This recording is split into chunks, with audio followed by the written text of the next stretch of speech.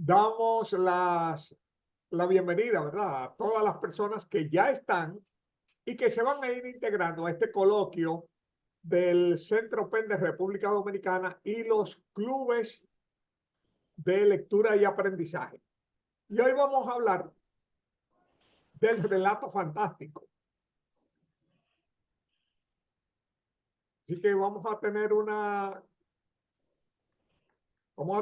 conversación sobre eh, esta modalidad, que es una modalidad sumamente importante dentro de la literatura.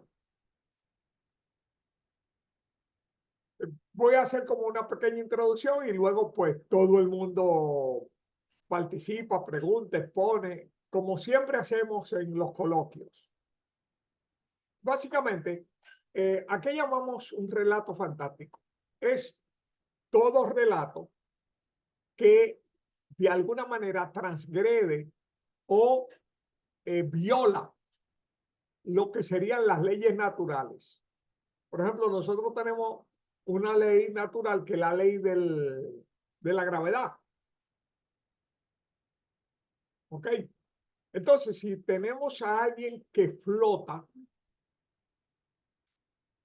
que vuela, por ejemplo, entonces eso se transforma en fantástico. Es importante entender esto. Las cosas son fantásticas hasta que físicamente no se hacen. Es decir, que lo que hoy es fantástico, mañana puede no serlo. Eso, por ejemplo, sucede y lo podemos ver en la historia, ¿verdad? Uh, Cyrano de Bergerac escribió de la Tierra a la Luna, y luego Julio Verne, ese gran visionario francés, también escribió de la Tierra a la Luna. Y los viajes a la Luna fueron durante mucho tiempo fruto de la fantasía. Era fantástico, era ciencia ficción, hasta que la inventiva humana lo hizo realidad.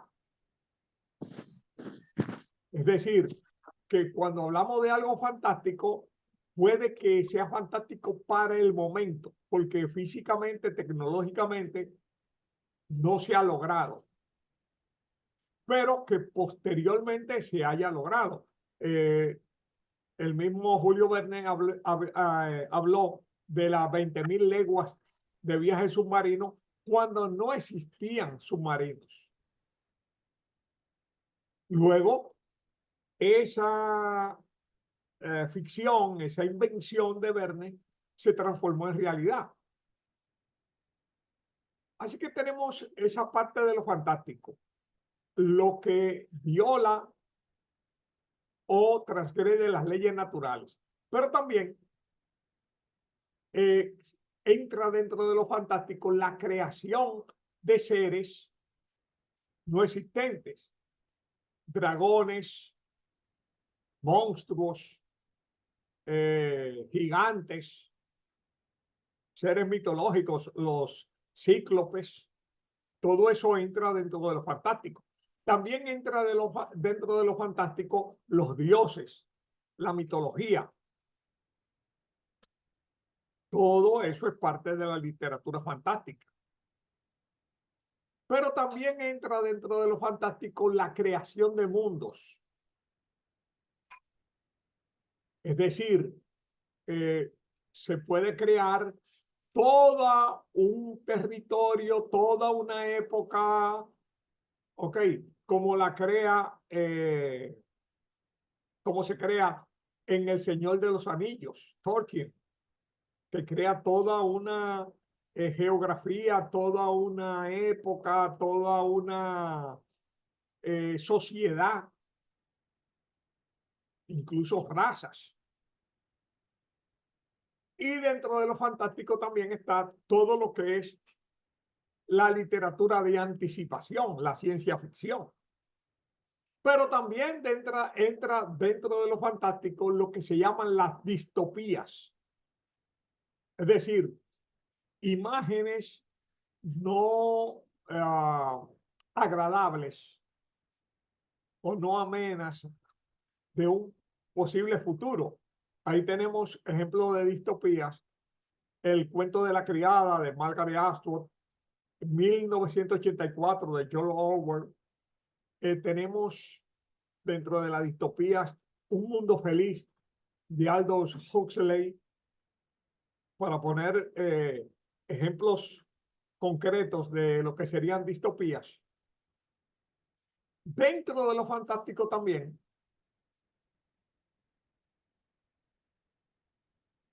entran las fábulas, las historias donde los animales hablan y piensan. Por ejemplo, una fábula con un contenido político importantísimo, una tremenda obra, fue la de Granja de Animales de Orwell, una noveleta, una pequeña novela impresionante. ¿Ok? O sea, con la misma fuerza y valor que tiene 1984, que por cierto, recuérdenme que voy a hacer un cuento de 1984 y de algo que yo tuve, que yo aporté ahí con esa obra en específico. Bueno, entonces tenemos todo ese rango de lo fantástico. Hay una parte de lo fantástico que no vamos a tratar en este conversatorio, sino que la vamos a tratar en un conversatorio aparte. ¿Cuál es esa parte de lo fantástico? La que tiene que ver con lo gótico horroroso, la literatura de terror. Lovecraft, por ejemplo, el gran imaginador de todo lo que es lo turbio, o sea, el crear una literatura que genere miedo, los monstruos, ¿verdad? Stephen King, que es un alumno de Lovecraft, por cierto, y ambos, Lovecraft y Stephen King, provienen de Poe, de Edgar Allan Poe, que es el gran creador de la literatura policial y de la literatura de terror. Okay. Son de los grandes aportes de Poe, de Edgar Allan Poe a nuestra literatura. Entonces, eso lo vamos a tratar aparte. De hecho, para terminar esta introducción, prácticamente a nivel de de lo que serían las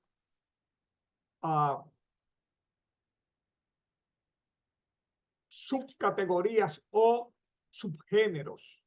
Uno le dice género, pero realmente el género es el cuento, la novela, el teatro.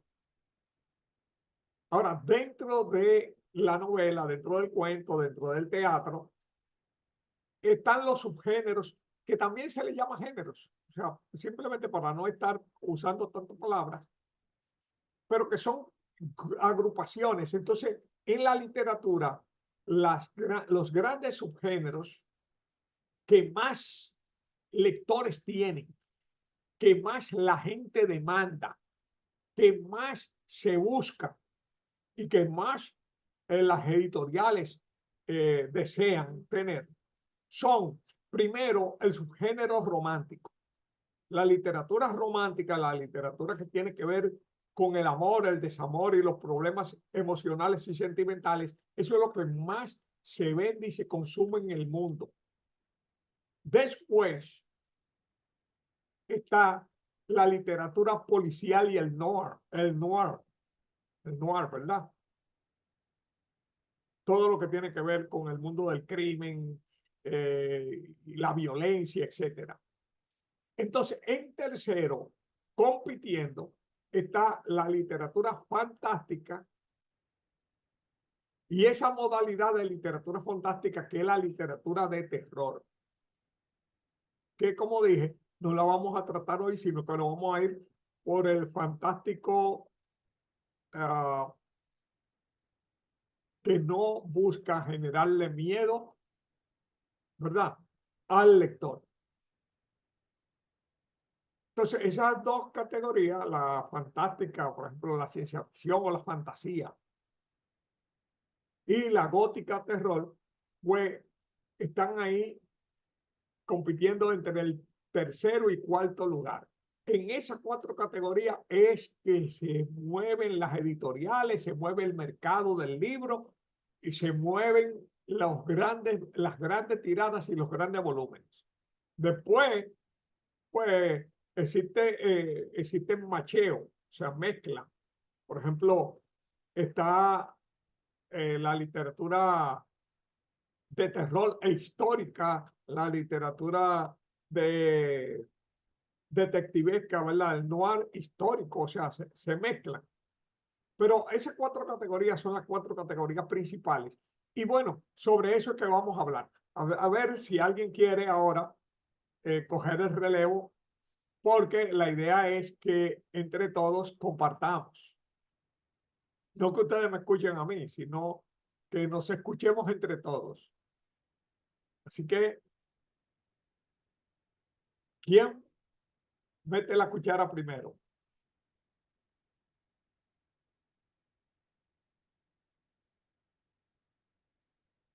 Pero no me hagan eso.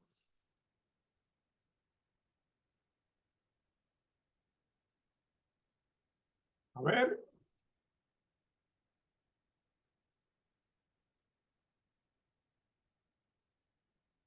entonces terminamos aquí, porque nadie va a comentar nada ni va a decir nada. Abran, aunque sea Google, busquen literatura fantástica y lean lo que dice ahí para que eso se vale.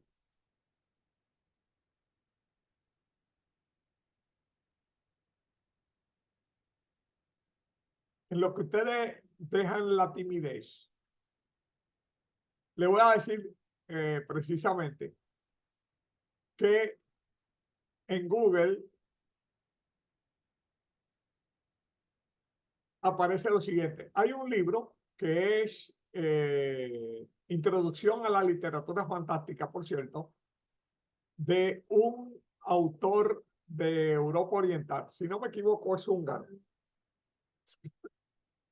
Svetan Todorov.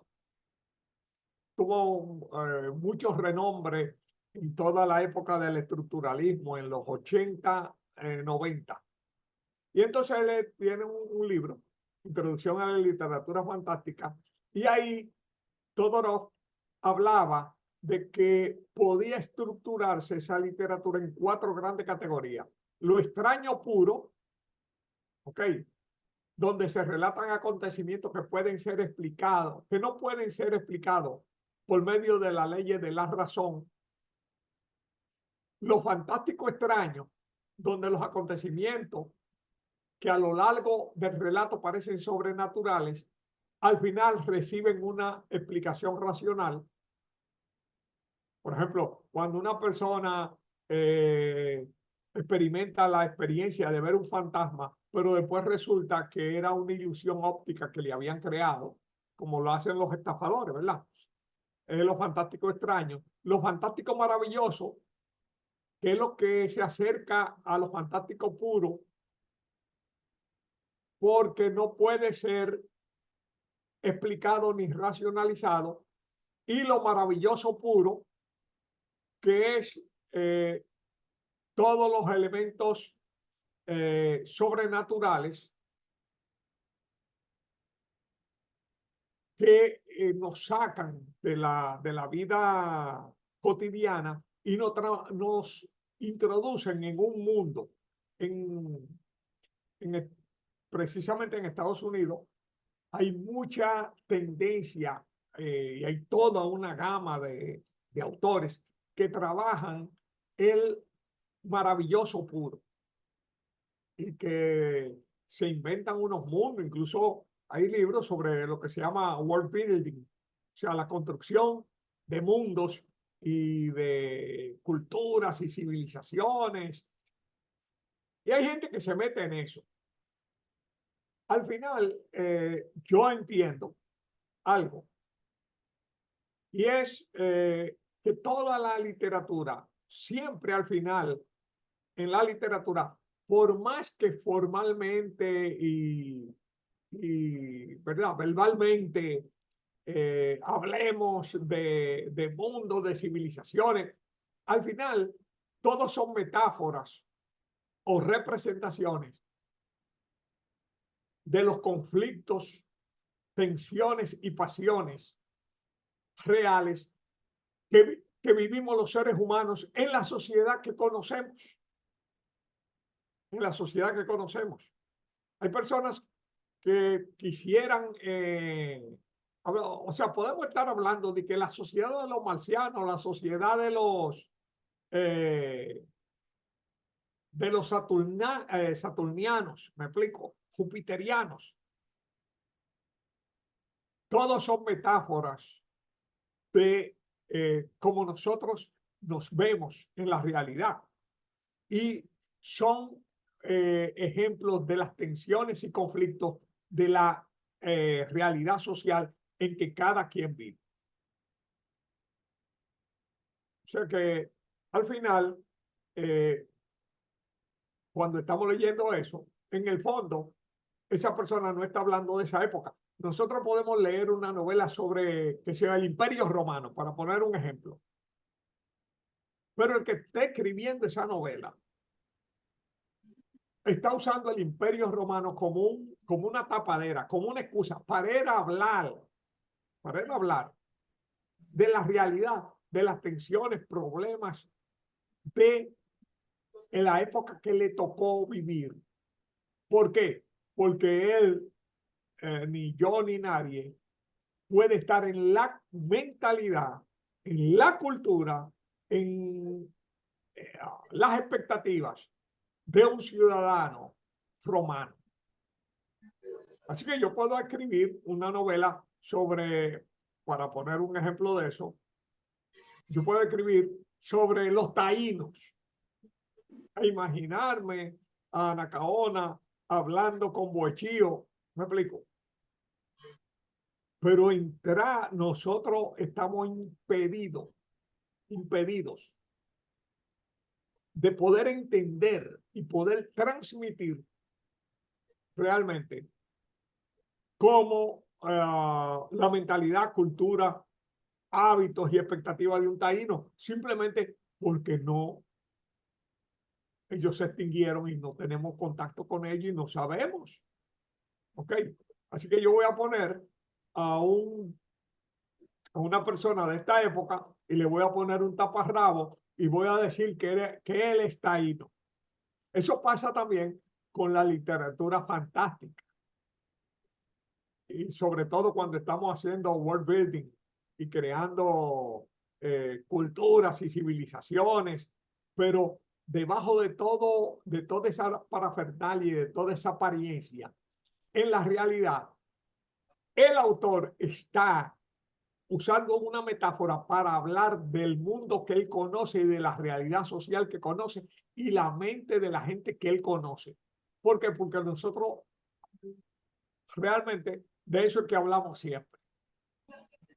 A ver, ahí tiene un fuetazo para que alguien se anime ahí. Díganme que yo no estoy de acuerdo y tú sabes, yo tampoco nunca estoy de acuerdo conmigo, así que vamos a coincidir. ¿Quién se anima e interviene? Mariela. Ay, Dios. Qué bueno tener una Mariela en este grupo, señores. Qué bueno. Mariela, todo tuyo.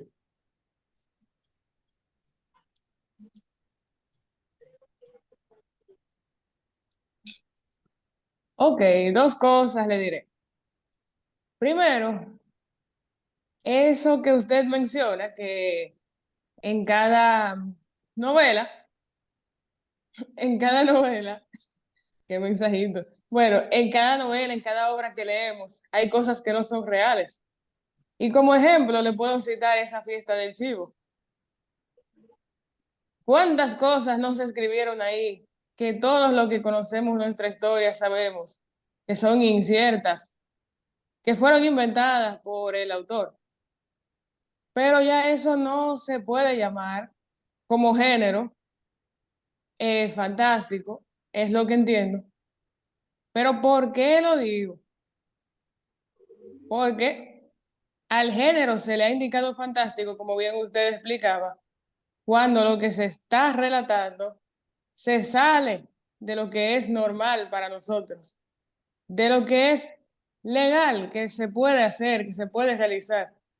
Pero obvio que para contar una historia se tienen que decir cosas que no hayan sucedido, se tienen que usar personajes ficticios y todo eso.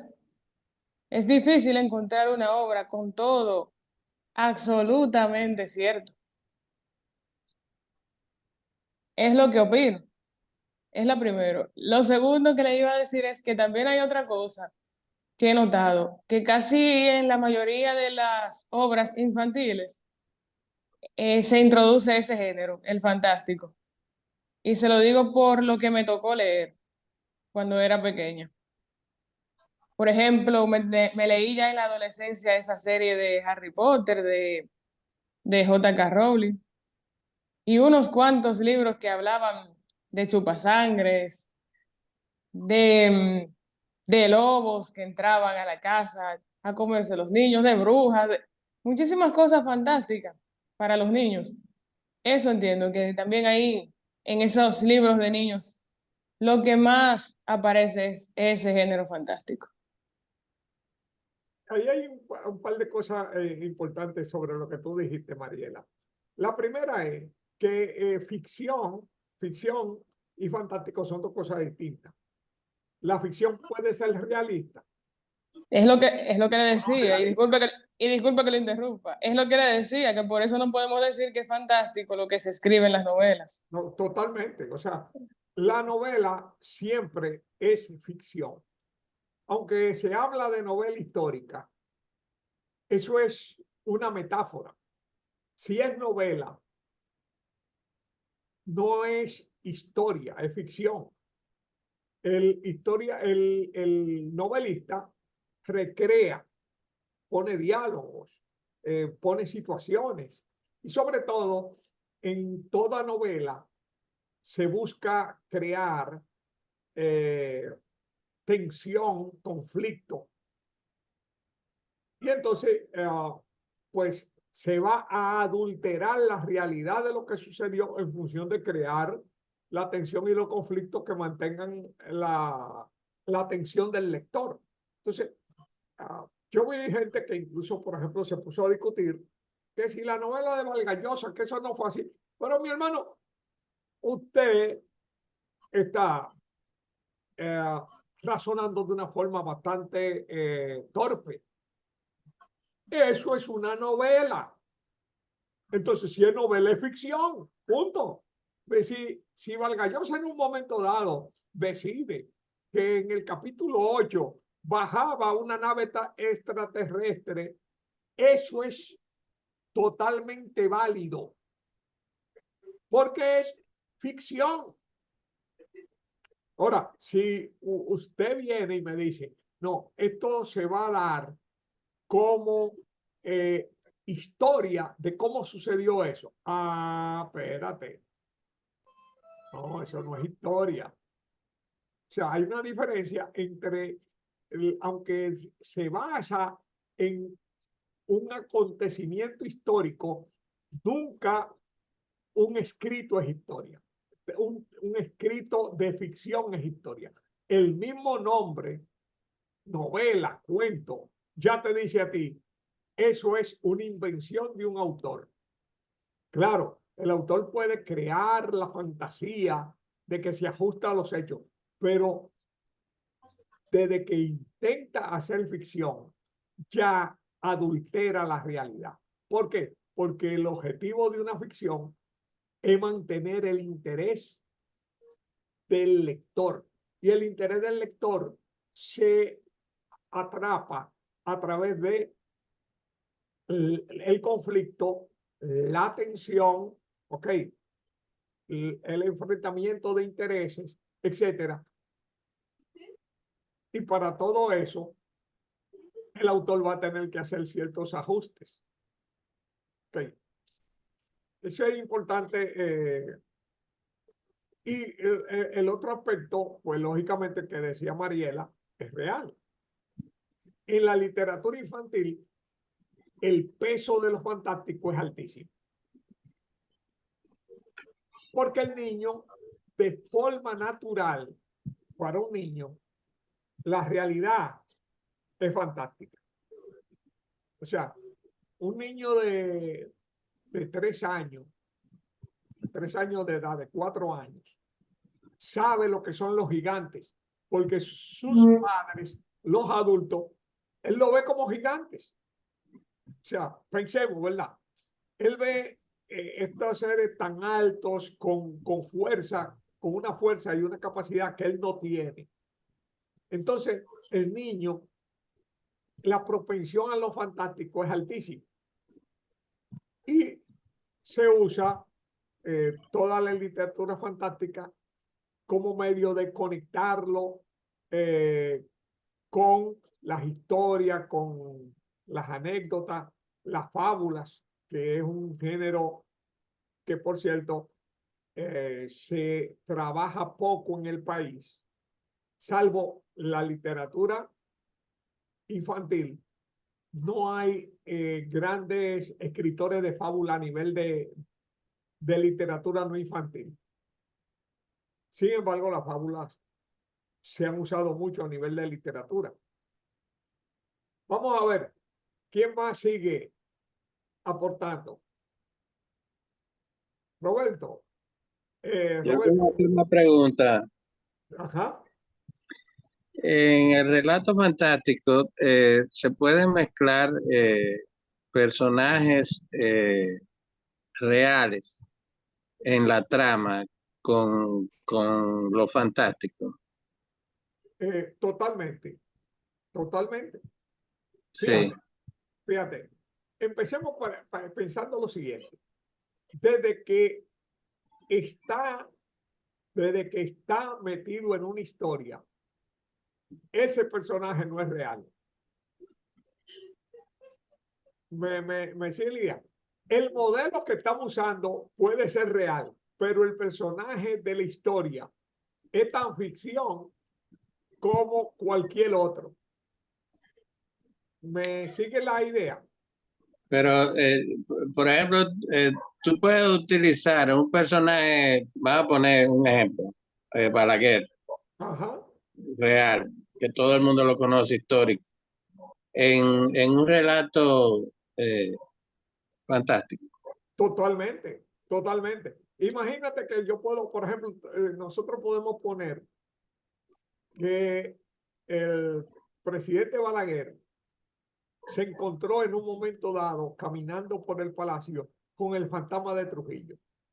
Para poner un ejemplo, Sí, me explico, para poner sí, un ejemplo, y que él tuvo un diálogo.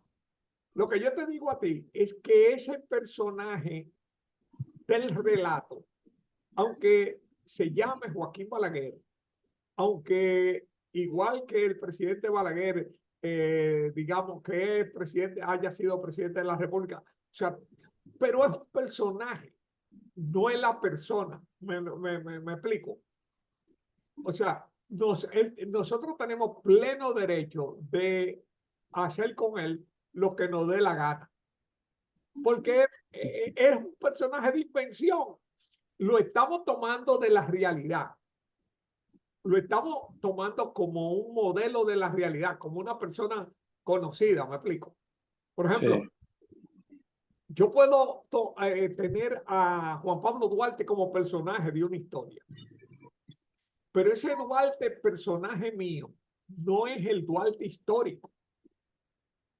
Aunque mi modelo sea el Duarte histórico, ese es un personaje de ficción. Y como ficción, yo puedo operar con él en diferentes planos. O sea, eso es totalmente legítimo.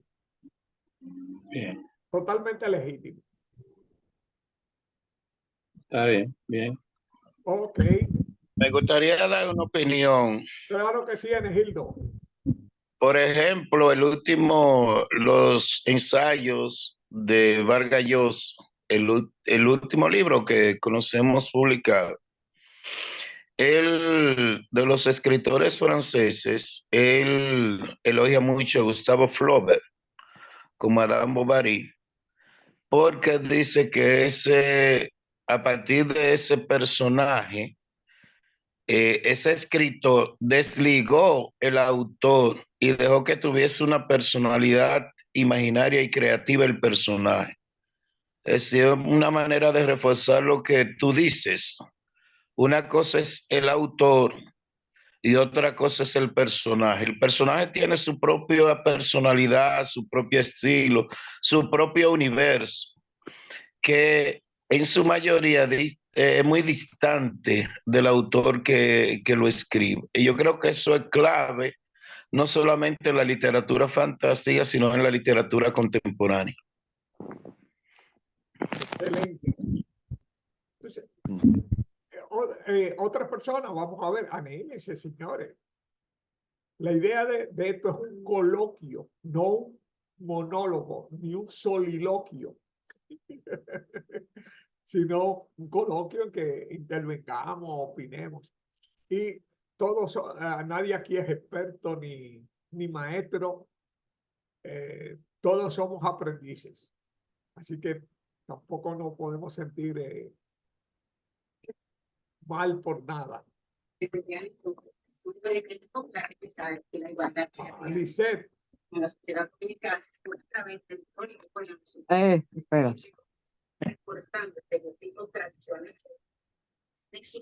iba a decir algo, Lisette. Espérate, un momento.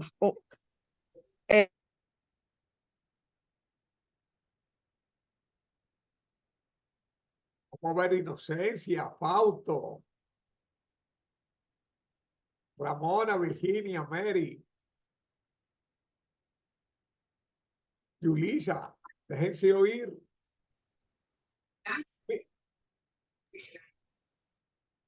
Una cosa que o sea, vamos a Aquí ver. estoy, aquí estoy, Julián, escúchame, mi vida, No, escucha. no, Escucha. interviene. Mira, lo que pasa es que yo acabo de llegar de la biblioteca. Estaba la poesía de Edgar Pajewski, Pajewski Conde, una poesía que yo defino como que le da alma a la materia, porque es algo definitivamente totalmente inusual y algo que no se ha visto, pero que es como si fuera filosófico y materialista al mismo tiempo, aunque parezca antitético, pero verdaderamente fue algo excepcional, Aquiles.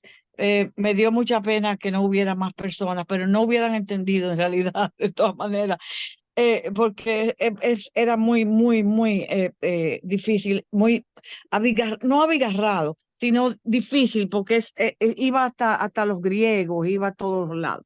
Bueno, el asunto, mi amor, es que yo te mandé un cuento que se llama Soledad, Alegría. No sé si tú lo recibiste, si tú lo leíste. Soledad, Alegría es un cuento dividido en elipsis.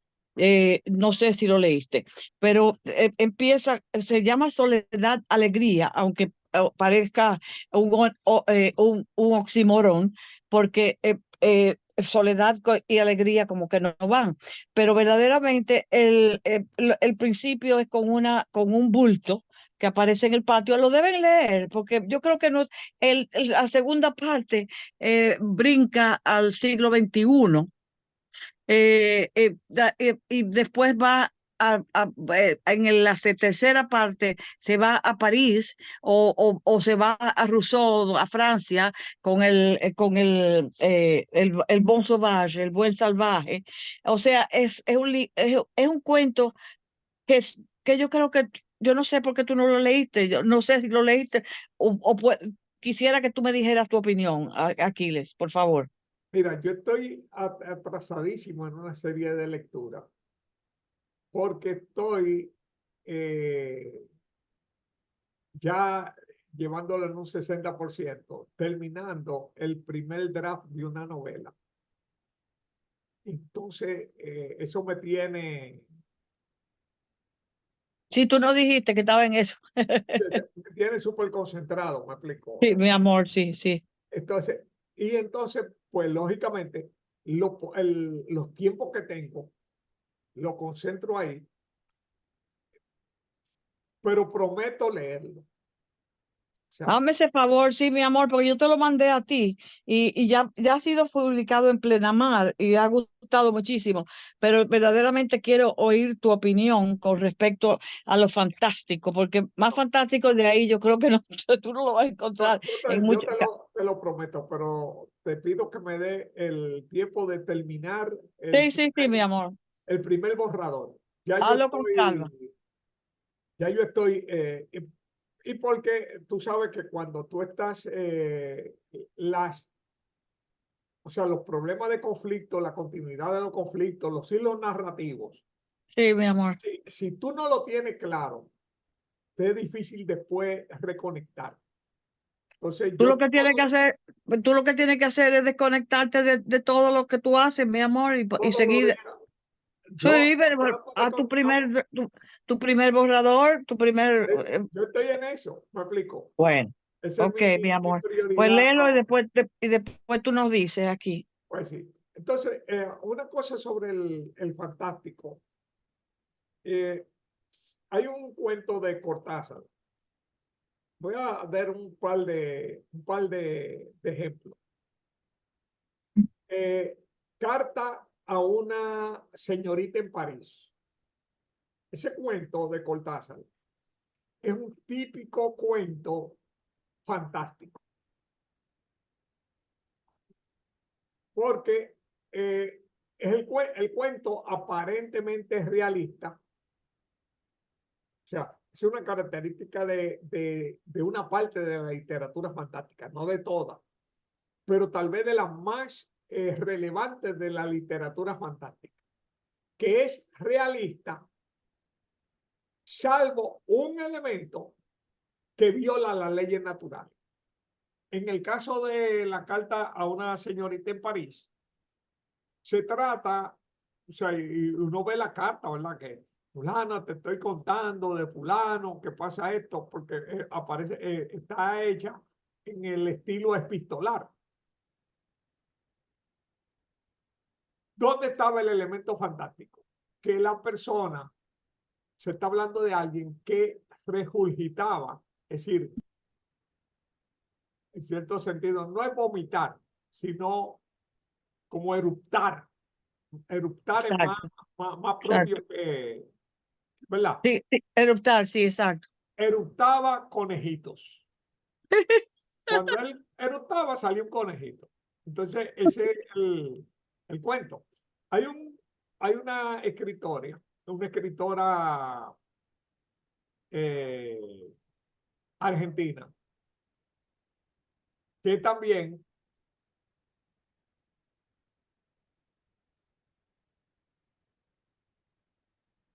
es famosa porque, Está famosísima en lo noir, en lo noir tuyo. pues sí, esta escritora argentina, déjame buscar incluso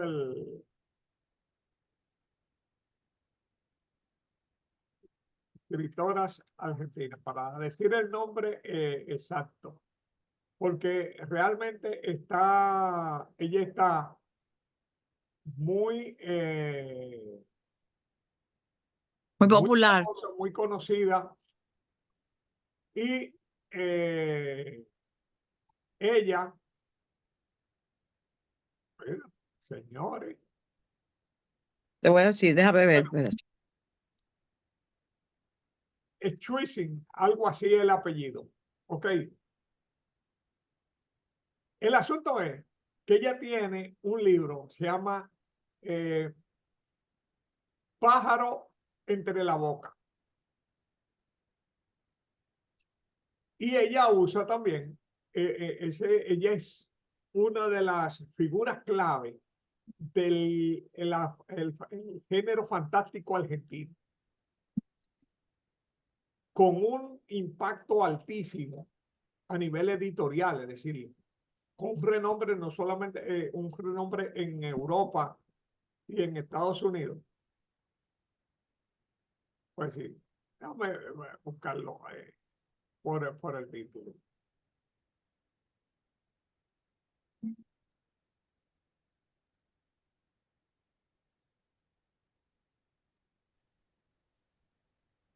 Pues sí, Samantha Schweblin.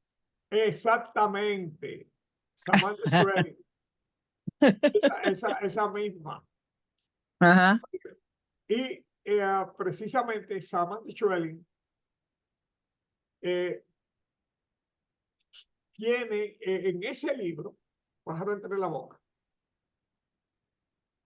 que yo incluso lo recomendé ese cuento junto con el de Salta una señorita en París como referencia.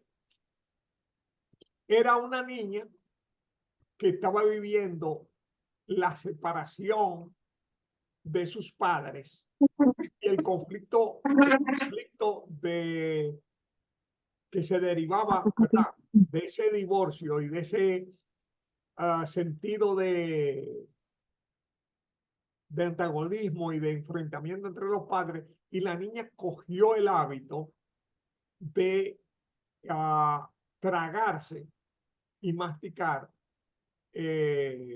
pajaritos vivos. O sea, pluma, pájaro entre la boca, ¿me explico? Entonces, la mamá se pone en contacto con el papá, que está separado, para hablarle del problema que hay con la niña, pero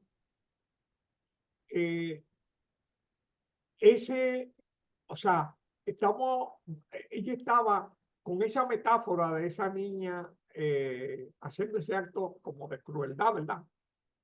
Que era que cogía pajaritos vivos y había que buscarle pajaritos vivos para ella masticarlo. Era un símbolo y una metáfora de esa violencia que ella estaba experimentando por la separación de sus padres, por el divorcio de los padres. Y así hay muchísimos, o sea, los libros de cuentos de ella son interesantísimos. Está en Argentina, tenemos otra que ya es del fantástico de horror, que es Mariana Enríquez, que como dije, no lo vamos a tratar en el tema del relato fantástico, sino cuando hablemos del gótico horror. Y yo quiero ahora como hacer como un pequeño comercial, que le dicen, ¿verdad? Vamos a hacer un pequeño comercial para felicitar, que veo que Osvaldo ya se conectó, y felicitar a Osvaldo por su primer premio de cuento en Funglode. Vamos a aprovechar para hacerle su bulla, ¿verdad? Por haber ganado el primer premio de cuento en Funglode. Nos sentimos sumamente Fantástico, fantástico.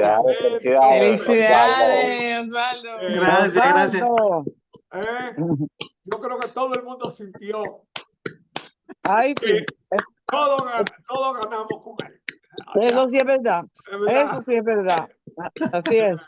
fue algo bastante chévere. Qué bueno cuando vemos que la gente talentosa y la gente que uno conoce, ¿verdad? Porque ahora uno puede tirarse vaina. Yo soy amigo de él. Ay, aquí. Uña y carne.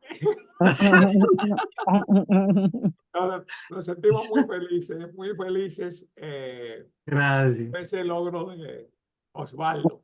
Nos Ay, sentíamos Osvaldo. ay, sí, me siento muy agradecido de todos ustedes, la solidaridad, el cariño que he sentido y que sepan que cuando uno de nosotros logra un triunfo es el triunfo de todos nosotros a la vez. Así es, así es. Pues sí.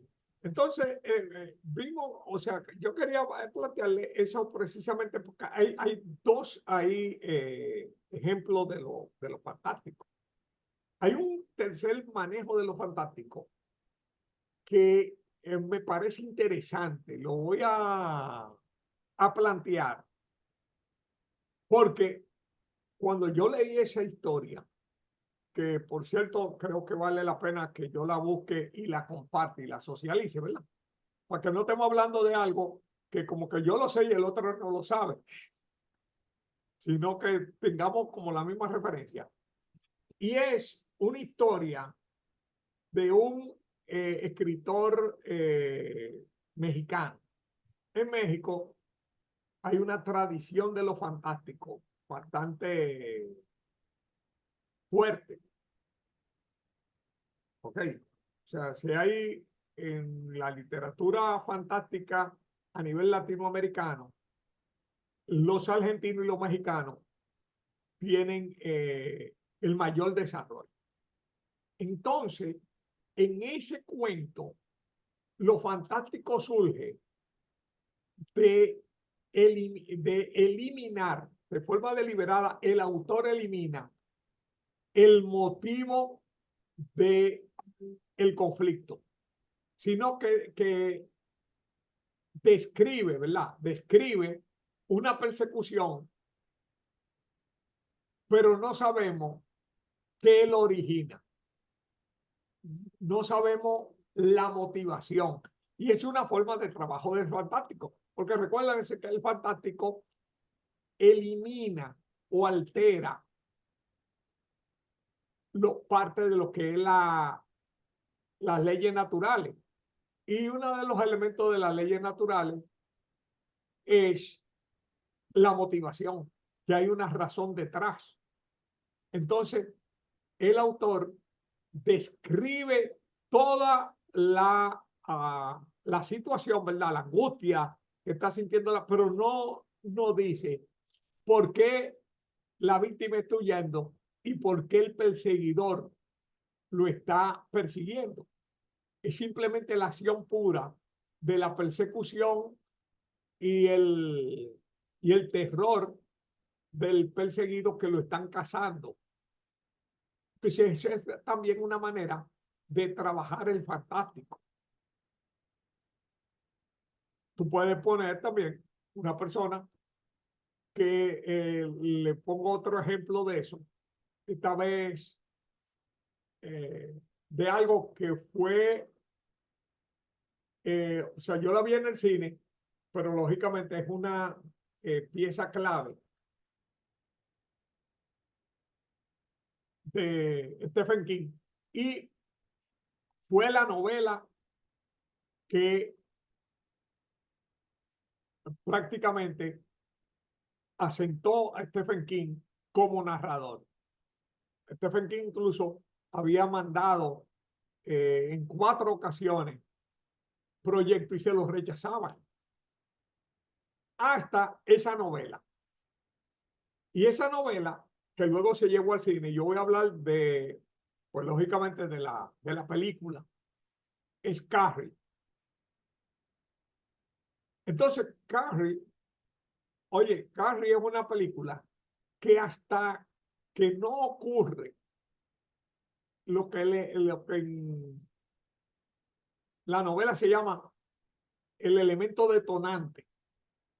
O sea, lo que crea el conflicto. Carrie es una muchacha, o sea, Carrie hasta ahí es una película realista 100%.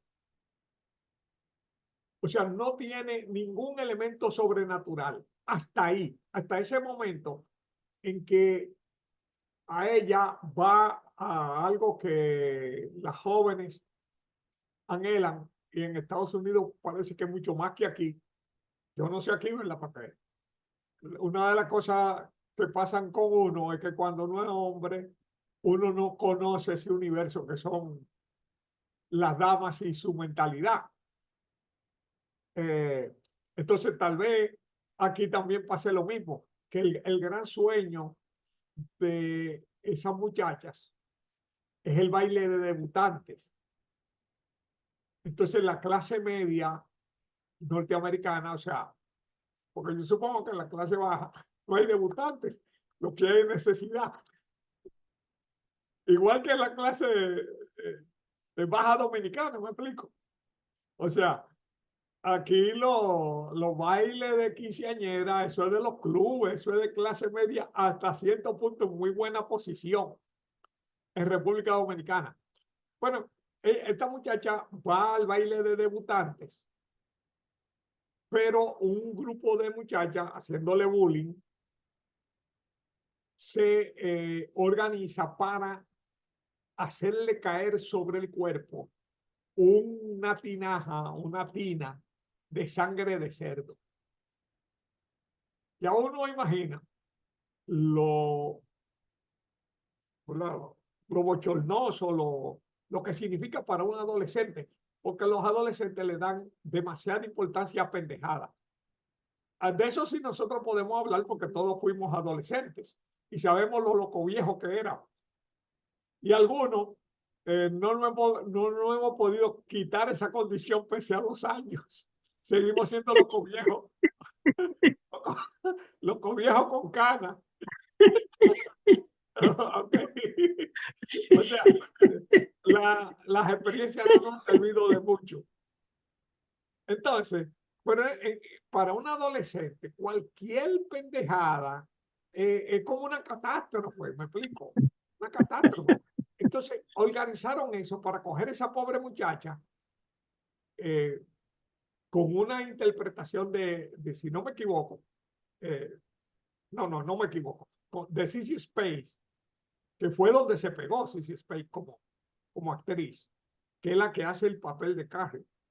Entonces, en el momento que le cae aquel balde de sangre de cerdo, ella en un escenario, y entonces pues está toda la burla y la gente se ríe, que de ella salen poderes para hacer telequinesis y mover cosas y ya de ahí se transforma en una obra de terror. Si no me equivoco, Carrie se llamó como novela If, o If, algo así, si no me equivoco. O si no, se fue simplemente Carrie. Pero realmente esa novela que la llevaron al cine fue la que creó el fenómeno Stephen King. Y como dije, o sea, esa novela es una novela realista, 100% realista. La primera etapa de la película es tremendamente realista. Parece un documento sociológico de tan minuciosamente detallado ese ambiente, ¿verdad? Hasta que surge el elemento fantástico. Es decir, lo fantástico es realmente fuerte y tiene un peso alto cuando interrumpen como una disfunción del elemento real. O sea, hay más fuerza ahí al meter el elemento fantástico que cuando uno crea un elemento de fantasía, me explico, con elfos, con duendes, porque ya desde que tú metes los elfos, los duendes, la tierra de nunca jamás, ya eso es fantástico por antonomasia, ¿verdad?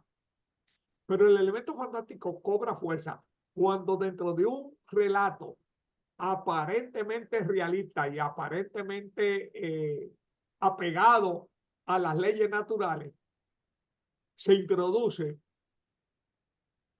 intempestivamente un elemento que viola las leyes naturales. ¿Vale? Una pregunta, Julián. Suéltala. Sí, yo estaba leyendo el cuento de Diógenes Valdés, un safari en Uganda.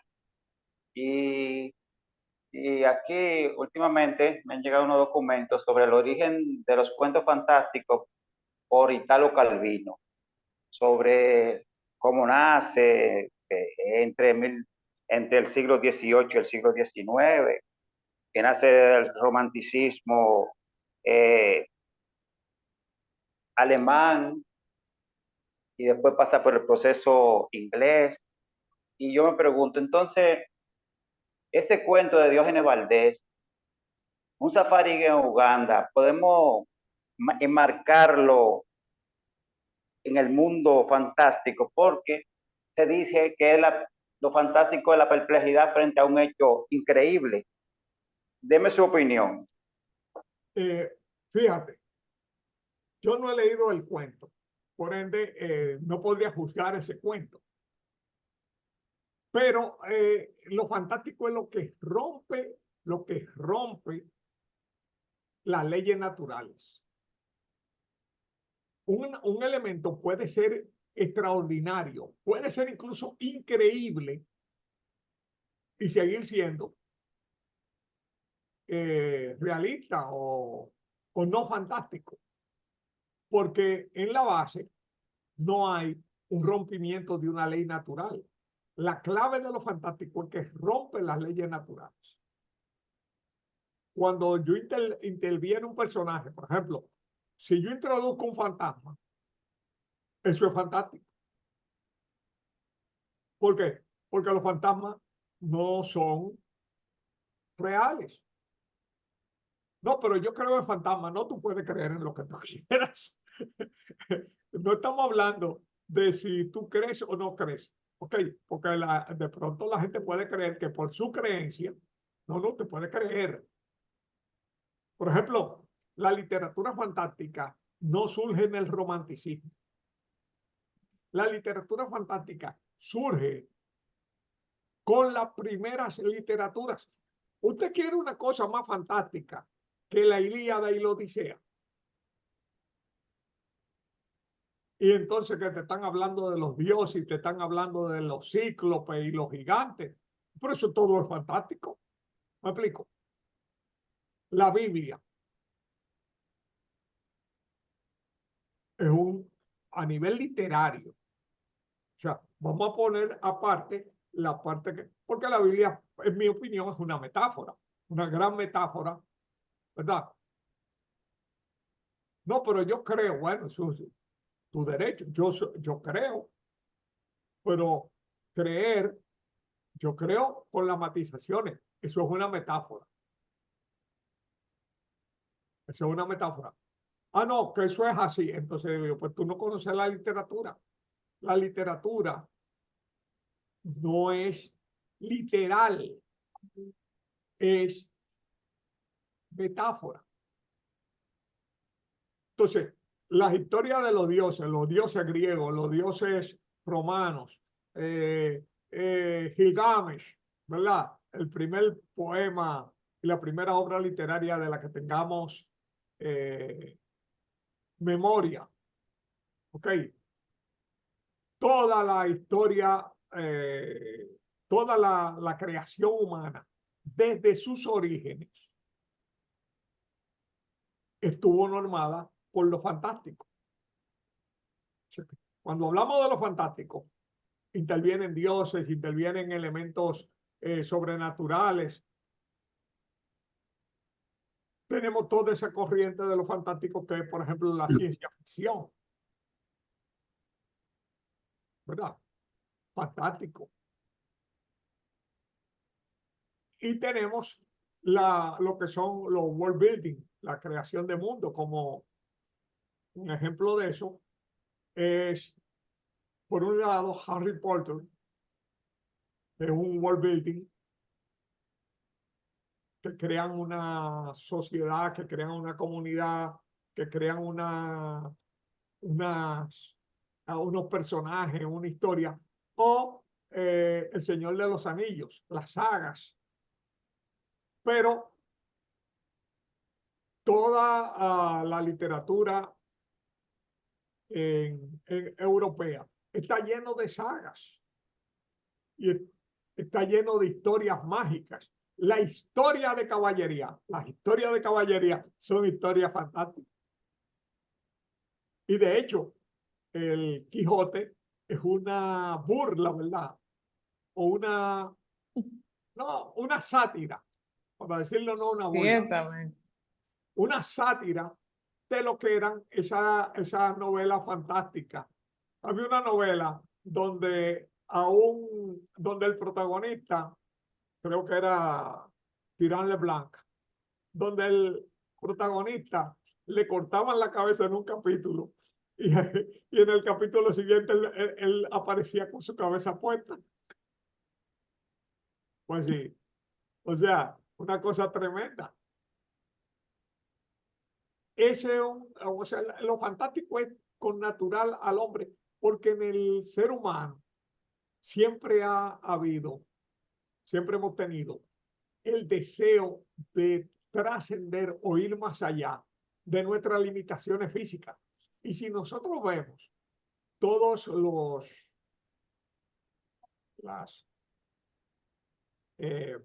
creaciones humanas y todos los inventos humanos son extensiones de nuestras posibilidades. Por ejemplo, decía lo que nosotros tenemos, por ejemplo, desde el microscopio hasta el telescopio, son extensiones de la capacidad de ver. Y los teléfonos y todo, extensiones de nuestra capacidad de oír. Y todo surge por el deseo de nosotros como especie ir más allá de nuestros límites. ¿No? El hombre inventó la idea de volar, no con el avión, ni siquiera con Ícaro. Lo inventó con los ángeles. O sea, el hombre inventó que habían seres con alas y que volaban. Y aquí hay gente incluso que tiene un culto de que ponte en contacto con los ángeles. O sea, muchísimas cosas que, como toda creencia, se respeta, ¿verdad? Pero lógicamente, no me pida que yo la comparta. Yo respeto como lo que todo el mundo tenga ganas de creer, pero yo me baso en lo que es tangible. Ok, te puede creer en muertos, me explico, pero yo creo en vivos.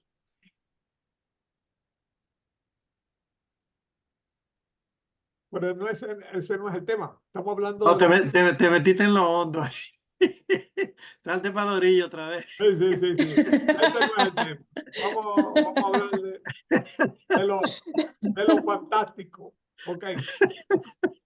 Vamos a ver, ¿quién más aporta? Bueno, yo entré tarde, me da pena realmente decir algo cuando me imagino que ya ustedes han conversado una gran parte del tema. Tengo una visita y no hubo manera de entrar antes. Mi pregunta o mi comentario, ¿cuál es la opinión de literatura como la que, vamos a poner un ejemplo, la creada por Gabriel García Márquez, la increíble y triste historia de la Cándida Heréndira y de su abuela? Eso es fantasía, eso es... ¿cuál es la opinión sobre un relato como ese? Puse ese porque creo que es uno bastante conocido, que todos sí tenemos un punto de referencia. La literatura Bueno, de García Márquez es una literatura que trabaja lo fantástico. Y ahí hay mezcla. de hecho cuando se habla de el realismo mágico, desde Exacto. que tú introduces el elemento mágico, introduce el elemento fantástico.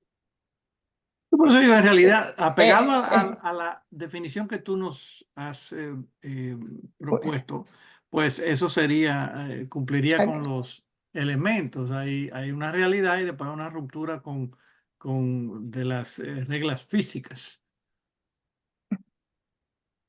Pero aquí, Yo quisiera decir algo, por favor, con respecto a eso, Osvaldo.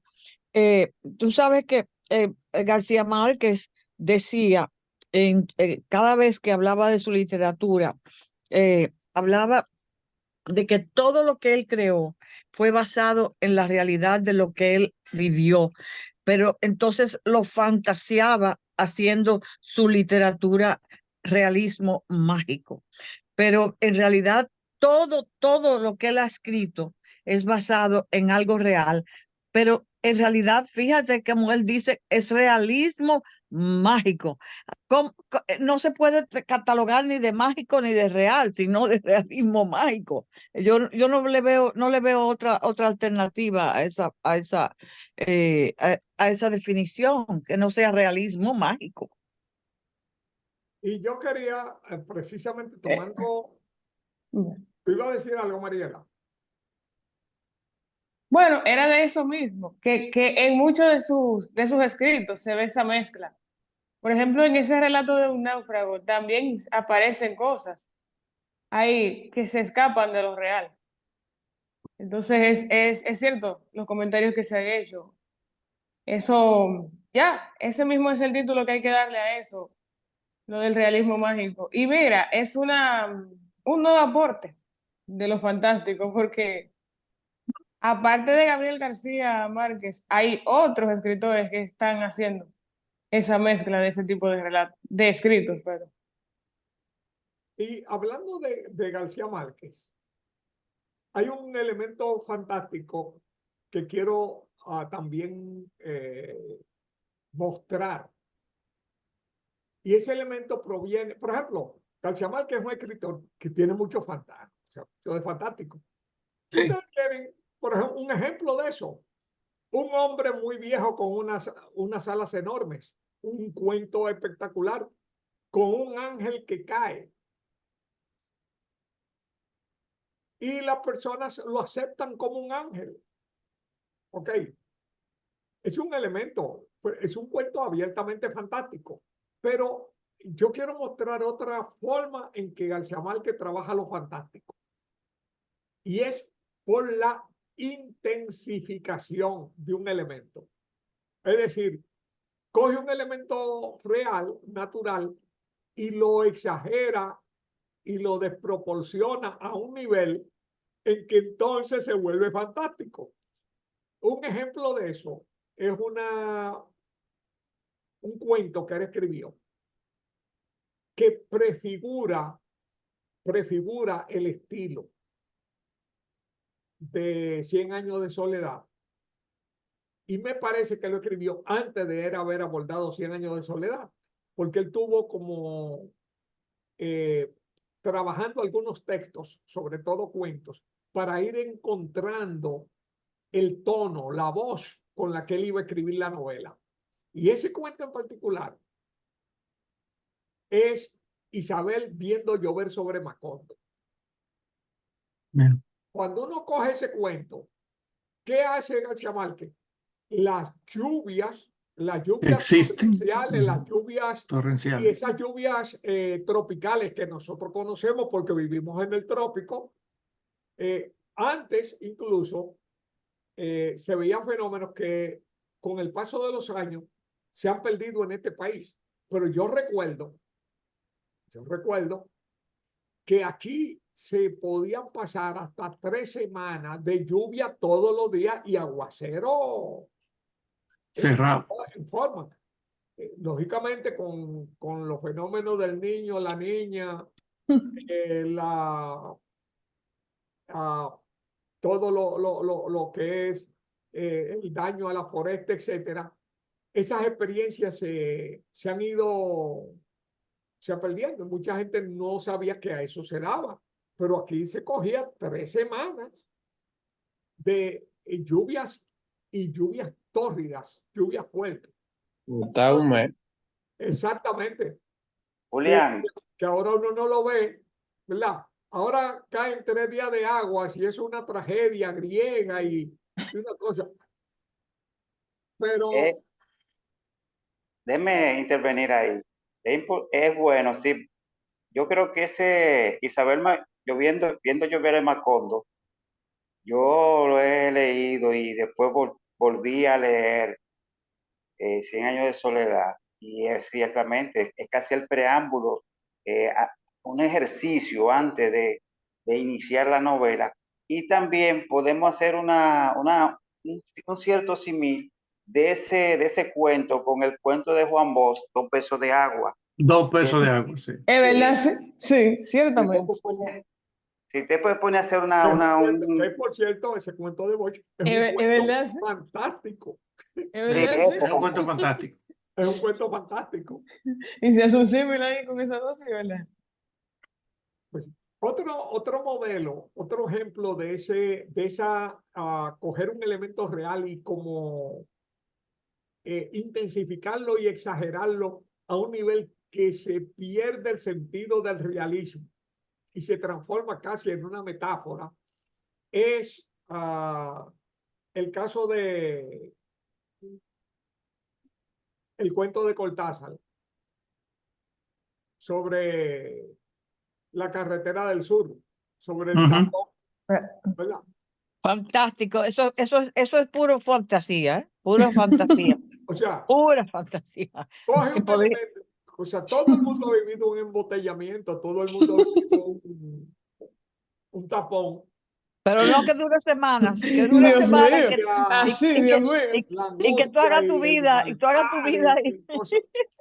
Pero Cortázar hace así y o sea, lo aumenta a un nivel, a una proporción Así es. que realmente se transforma, o sea no, para hacernos sentir como la angustia, es casi kafkiano, Exactamente. Así es. así kafkiano, ¿verdad? Sí, sí, sí. Sí. Entonces ahí tenemos otra forma de trabajar el fantástico. Con Coger exageración. un elemento de la realidad y agrandarlo y exagerarlo hasta transformarlo en algo grotesco. Sí. Pero algo que no es nada, nada real y que desde que empieza hasta que termina es fantástico, es la casa tomada, mi amor. La Ay, ay, casa ay, ay, tomada. ay, ay, ay. Casa, Ah, casa tomada también. Y un elemento, por cierto, de casa tomada interesante es que pasa mucho como con la historia que yo le dije del tipo que era perseguido y que no se Ujú. sabía El motivo. las motivaciones. Es que en casa tomada tú no sabes quién es que está ocupando la casa. son unos fantasmas, son unos fantasmas. Exactamente. Pero Cortázar deliberadamente no No te... revela. Tú puedes asumir. Tú puedes asumir que son fantasmas, puedes Sí, asumir que son termitas, Sí. puedes asumir que son ocupas de esos que se meten sí, sí, sí, en exacto. España, en la cosa. O sea, tú como lector, para poderle dar sentido, tienes que crear ese ente, ¿verdad? Que ocupa la Hipnotizado que va ocupando la casa. Pero Cortázar no te lo explicita para precisamente crear un elemento clave en la literatura fantástica, que es la sensación de extrañeza.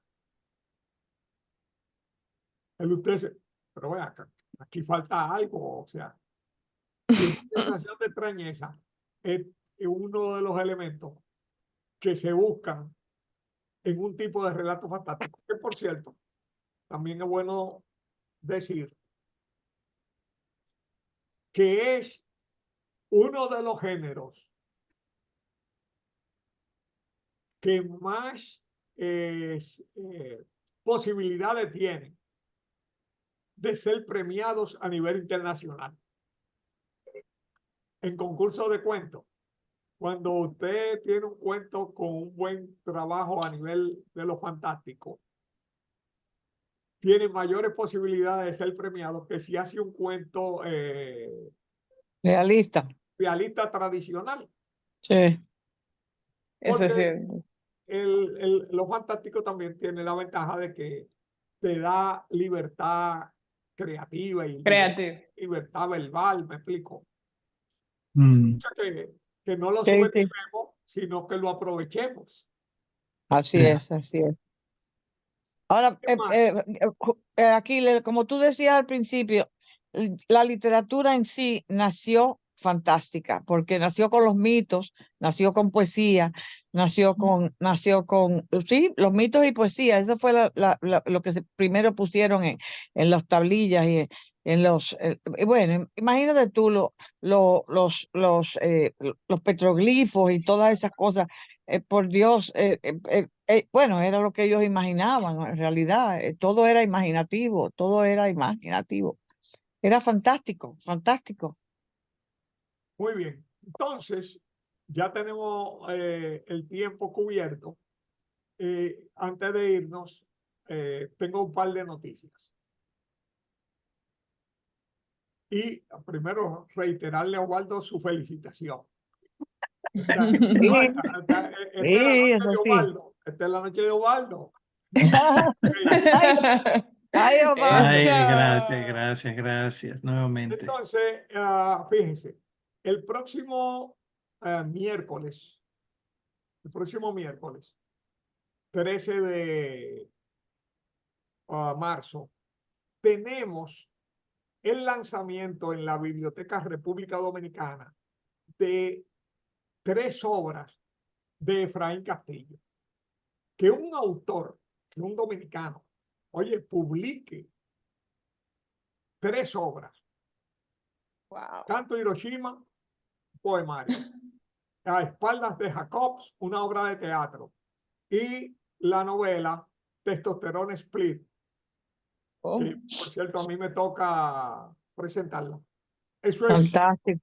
una proeza, una proeza. Sí, es una Las proeza. personas que vamos a presentar esas obras, está Eduardo Gotro de Win, el poeta Eduardo Gotro de Win, va a hablar Fantástico. va a hacer la presentación de Canto Hiroshima. Reinaldo Dísela, nuestro excelente dramaturgo y premio Casa de las Américas de Teatro, el único premio Casa de las Américas que ha tenido República Dominicana en toda la historia de ese premio.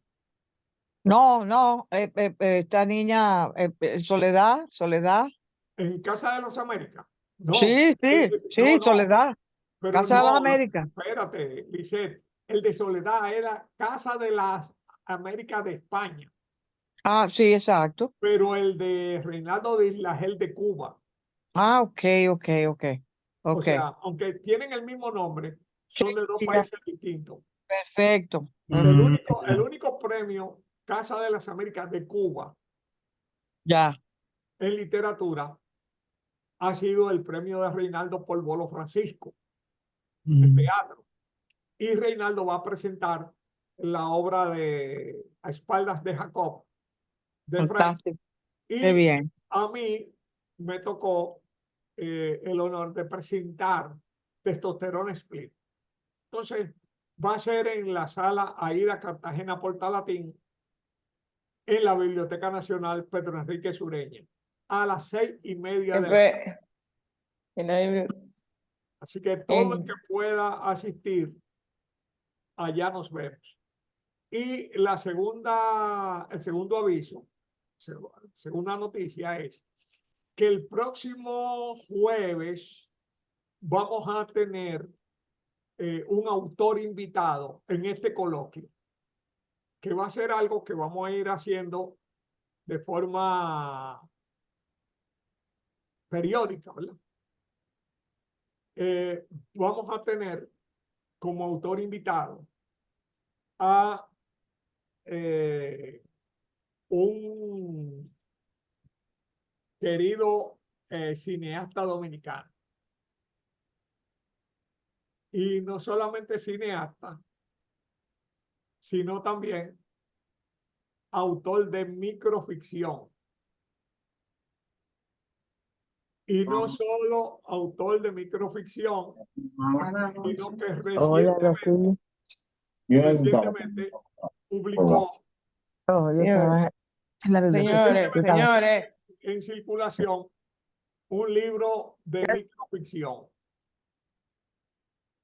¿ok? Y él va a estar junto con nosotros porque vamos a hacer el lanzamiento del libro vía Zoom. ¿Por qué esto es importante? Porque nosotros a veces estamos haciendo solamente, por ejemplo, si se hace una presentación de un libro en la Biblioteca República Dominicana, en la Biblioteca Nacional, ok, Osvaldo no puede venir, porque Osvaldo vive en Estados Unidos, pero hay personas, por ejemplo, que se le haría incómodo asistir, por ejemplo, Enegildo, que vive en Santiago, Yulisa, Inocencia, ok, que también uno quisiera, entonces, al hacer la presentación también vía Zoom, no o sea, no se deja de hacer la presentación física, pero también hacer la presentación virtual para que más personas puedan tener acceso y contacto a la obra. Así que ya sabemos que tenemos eso para el próximo jueves. Y ahora sí, nos despedimos hasta el próximo miércoles en la Biblioteca Nacional, en la actividad de Efraín, que también vamos a hacer una presentación de este tipo, por acá por Zoom. El lanzamiento por Zoom de los libros de Efraín. Yo voy a coordinar para ver porque quiero coordinar para que también, de una forma, aunque sea más resumida, ¿verdad? Sí. Eduardo, Reinaldo y yo podamos presentar cada una de las obras y sobre todo tener la oportunidad de interactuar con Efraín y hacer un video que nos quede. ¿Ok?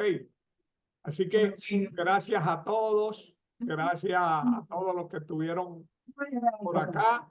Nos vemos el jueves que viene. Muy bien. Gracias a ti, Gracias, gracias a feliz todos. noche. Buenas noches, buenas noches. Buenas noches a todos. Buenas Y noches a muchísimas todos. gracias. Buenas noches.